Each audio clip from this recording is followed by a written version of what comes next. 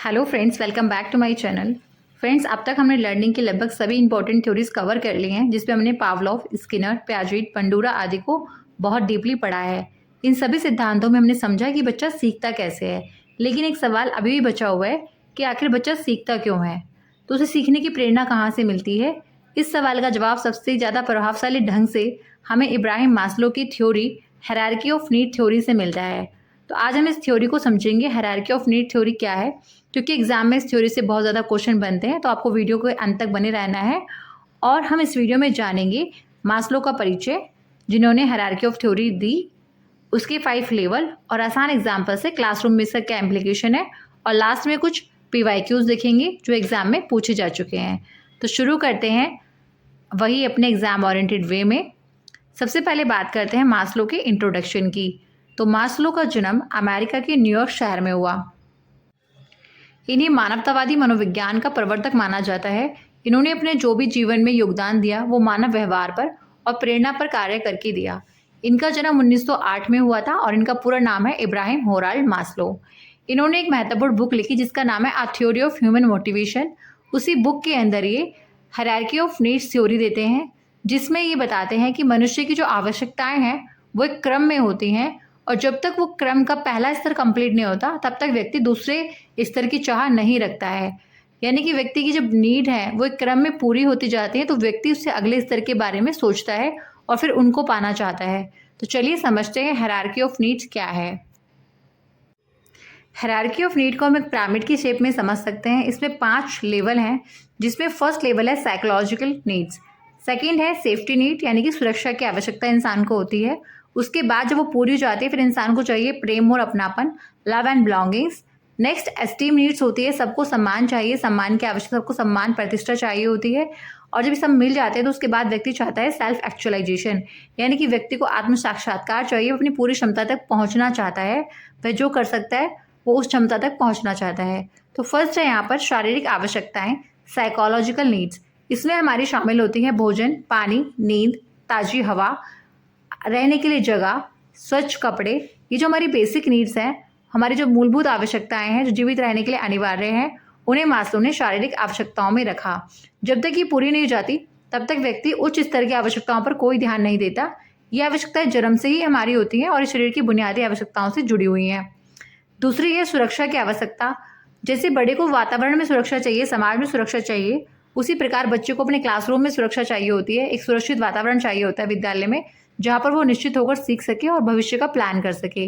जब शारीरिक आवश्यकताएं पूरी हो जाती हैं तब व्यक्ति सुरक्षा चाहता है, इसलिए उसमें शामिल होती है शारीरिक सुरक्षा, आर्थिक सुरक्षा, स्वास्थ्य की सुरक्षा, नौकरी की स्थिरता हो, संपत्ति की सुरक्षा हो, परिवार और समाज सुरक्षा से रह रहे हो। व्यक्ति एक स्थिर, सुरक्षित और भयमुक्त वातावरण चाहता है। उसी तरह एक क्लासरूम का बच्चा भी क्लासरूम में भयमुक्त वातावरण चाहता है। थर्ड है सामाजिक प्रेम और संबंध की आवश्यकताएं, लव एंड बिलोंगिंग नीड्स। इस थ्योरी के माध्यम से इब्राहिम मास्लो बताते हैं कि इस स्तर पर व्यक्ति मित्रता चाहता है, प्रेम, स्नेह, अपनापन, और एक ग्रुप में, समूह में अपनी स्वीकृति चाहता है। वह दूसरों से जुड़ाव महसूस करना चाहता है, जैसे परिवार से, मित्र से, साथी, सहकर्मी आदि से संबंध बनाना। यदि इस आवश्यकता की पूर्ति नहीं होती तो व्यक्ति अकेलापन महसूस करता है, अस्वीकार का अनुभव करता है, और अगर पूर्ति होती है तो व्यक्ति जो है वो काफ़ी खुश रहता है, उसका कॉन्फिडेंस बढ़ता है और फिर वो आगे के स्तर के लिए सोचता है, जो कि है एस्टीम नीड्स यानी कि आत्मसम्मान की आवश्यकता। इस स्तर पर आकर के आज में अपने कार्य क्षेत्र में, अपने घर में, परिवार में चाहता है कि उसे सम्मान मिले, प्रतिष्ठा मिले, वह उपलब्धि चाहता है। इसमें आत्मसम्मान, आत्मविश्वास, उपलब्धियों की मान्यता, दूसरों से सम्मान पाना, योग्यता की पहचान, सफलता आदि शामिल होते हैं। ये 2 प्रकार की होती है। एक होता है स्वयं का सम्मान, सेल्फ रिस्पेक्ट होनी चाहिए, और दूसरों का सम्मान, रिस्पेक्ट फ्रॉम अदर्स, दूसरों से भी हमें सम्मान मिलना चाहिए। ठीक है। नेक्स्ट है हमारी आत्म साक्षात्कार की आवश्यकता। ये 5th है और लास्ट है। जब व्यक्ति की चारों नीड्स पूरी हो जाती हैं तो इसमें व्यक्ति अपनी पूर्ण क्षमता का पूर्ण विकास करता है और अपने लक्ष्य को प्राप्त करता है। ये सबसे ऊंचा स्तर है आवश्यकता का। वह अपनी रुचि, प्रतिभा और योग्यता के अनुसार कार्य करता है, अपनी सृजनात्मकता, अपना नैतिक और सार्थक जीवन जीता है। यहाँ पर एक व्यक्ति वैसा बन जाता है जैसा वह बनना चाहता है, जैसे लेखक, कलाकार, वैज्ञानिक, समाजसेवी। ये तब बन पाते हैं जब इनकी सारी नीड्स पूरी हो जाती है और व्यक्ति की जो रचनात्मकता है वो अपने पूरे जोर पर पूरी क्षमता के साथ कार्य करती है। तो व्यक्ति के अंदर कोई ऐसा गुण निकल कर आता है जो उन्हें औरों से अलग बना देता है। इसलिए जब तक व्यक्ति की आवश्यकताएं पूरी नहीं होंगी तो वो उछले स्तर के बारे में नहीं सोचेगा।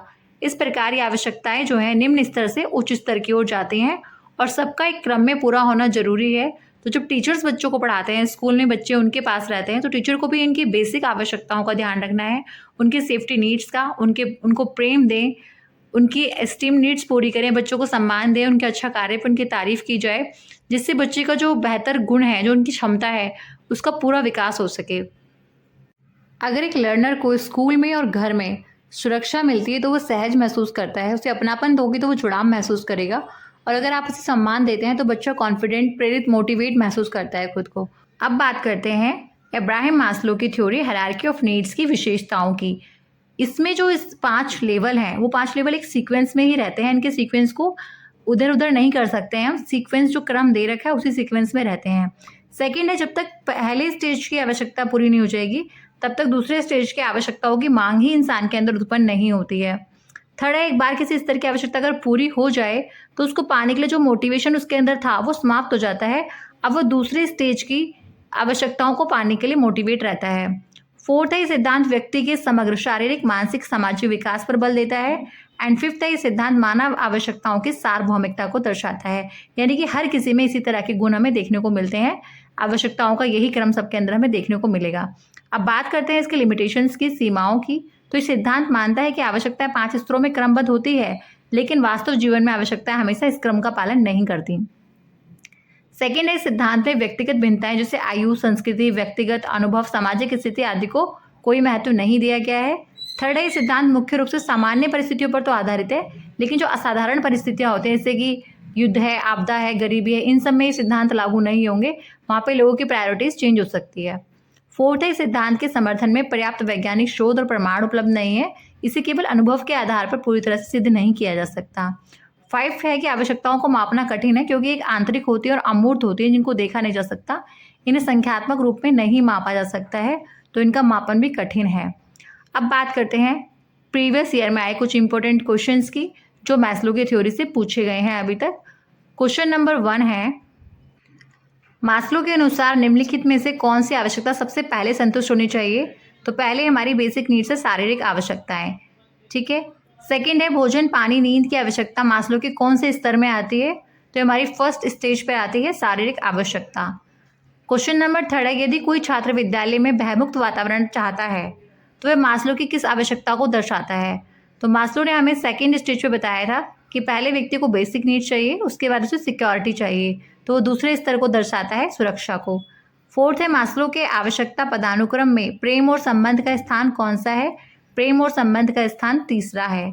फिफ्थ क्वेश्चन है, विद्यार्थी चाहता है कि शिक्षक और सहपाठी उसका सम्मान करें, ये किस आवश्यकता का उदाहरण है? तो ये सम्मान की आवश्यकता का उदाहरण है, एस्टीम नीड्स का उदाहरण है, ठीक है। अब देखते हैं क्वेश्चन नंबर 6, मास्लो के अनुसार किसी व्यक्ति द्वारा अपनी क्षमताओं का पूर्ण विकास करना क्या कहलाता है? सेल्फ एक्चुअलाइजेशन, आत्म साक्षात्कार। क्वेश्चन नंबर 7 है, मास्लो के अनुसार आवश्यकता पदानुक्रम सिद्धांत का सर्वोच्च स्तर कौन सा है? तो सेल्फ एक्चुअलाइजेशन, आत्म साक्षात्कार सर्वोच्च स्तर है। 8वां क्वेश्चन है, मास्लो की आवश्यकता पदानुक्रम सिद्धांत किस मनोवैज्ञानिक से संबंधित है? कि इब्राहिम मास्लो से संबंधित है और मानवतावाद से संबंधित है। क्वेश्चन 9 है, मास्लो के अनुसार निम्न में से कौन सी आवश्यकता डिफिशियंसी नीड्स नहीं है? तो जो हमारा आत्म साक्षात्कार है वहाँ पे हमें किसी चीज़ की कमी नहीं होती है, वहाँ हम अपने आप को अपनी पूर्ण क्षमता का विकास करते हैं, उस पर ध्यान देते हैं। क्वेश्चन नंबर 10 है, एक शिक्षक बच्चों के रचनात्मक कार्यों में भाग लेने और अपनी प्रतिभा विकसित करने के अवसर देता है, ये मास्लो की किस आवश्यकता की पूर्ति में सहायक है? तो इसका आंसर है आत्म साक्षात्कार। व्यक्ति की पूरी नीड्स पूरी हो गई हैं तो वो अपने जो उसके अंदर प्रतिभा है उसको विकास करता है, उस पर ध्यान देता है। साक्षात्कार तभी होता है जब व्यक्ति की सारी नीड्स पूरी हो गई हैं, तो यहाँ पर कोई नीड्स उसकी नहीं बचती है, अब वो खुद को अंदरूनी रूप से खुद को विकसित करता है व्यक्ति। तो फ्रेंड्स, अगर आपको टॉपिक पसंद आ रहा है, कंटेंट अच्छा लग रहा है, समझ में आ रहा है, तो आप प्लीज़ चैनल को सब्सक्राइब कर लें और वीडियो को लाइक कर दें। मिलते हैं नेक्स्ट वीडियो में। अभी थ्योरीज हमारी कंप्लीट हो गई हैं, तो नेक्स्ट क्लास हमारी इंटेलिजेंस टॉपिक पर होगी। Thanks for watching.